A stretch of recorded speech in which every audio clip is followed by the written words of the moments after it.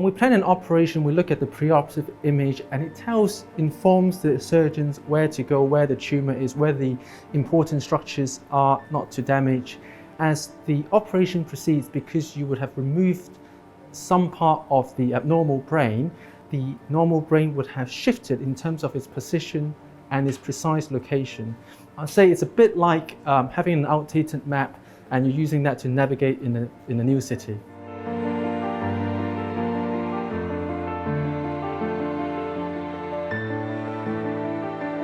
Kian was complaining of fizzy headaches. He used to say to me, "Oh, I've got a fizzy headache, I don't feel very well," or he was very tired. I started to notice him going a little bit absent. He had a full-on fit at school, so that we took him straight to A&E, and that's where they referred him for an EEG and an MRI. And then the MRI showed up that he had the tumour on his brain.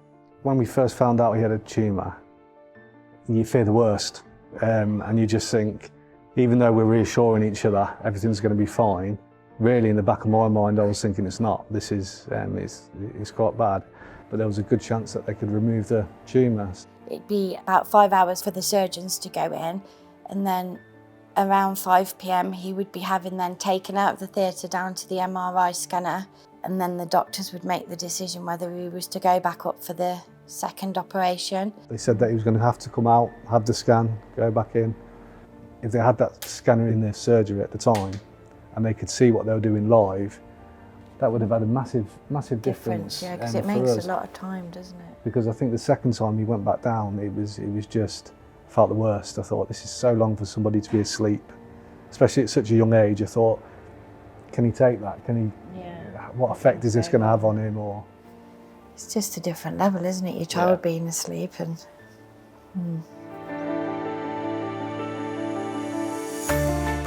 We're going to build a room next to the operating theatre. In that room, there is an MRI scanner. When the operation is finished, the patient is either moved into that room through a sliding door and have a scan there, or we move the MRI towards the patient.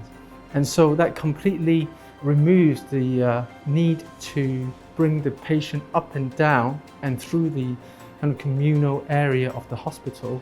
If you know the results on the same day, then parents don't have to wait for 2 or 3 days to have a fear that the child may have to return to theatre a few days later. By supporting this appeal, we could really help children and the families affected by some of the most devastating neurological conditions. We're very grateful for the hospital for everything they've done for him, and thankfully since the operation he hasn't had any seizures. Through the families, to be able to go there and feel confident that they can have the operation and in a less amount of time would be amazing.